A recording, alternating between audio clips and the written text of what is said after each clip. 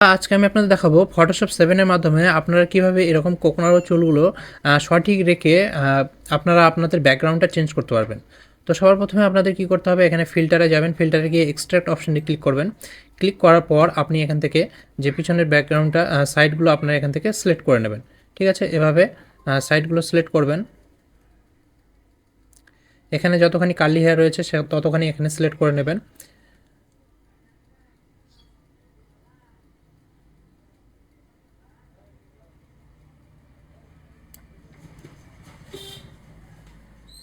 তো এভাবে আপনারা সাইডগুলো সিলেক্ট করে নেবেন। সিলেক্ট করে নেওয়ার পরে এখানে সাইডে কর্নারে যে ফিল অপশনটি দেখতে পাচ্ছেন, সেই ফিল অপশনে কিন্তু ক্লিক করে এখানে যে কোনো এক জায়গায় ক্লিক করে দেবেন।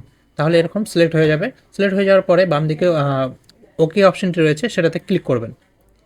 ক্লিক করলেই আপনার কিন্তু যে কার্লি হেয়ারগুলো সঠিক রেখে কিন্তু কোরানো চুলগুলো সঠিক রেখে আপনার ব্যাকগ্রাউন্ডটা চেঞ্জ হয়ে যাবে। তো এখানে আপনারা এখন ব্যাকগ্রাউন্ডে সলিড কালার দিতে পারেন। সলিড কালার দেবেন।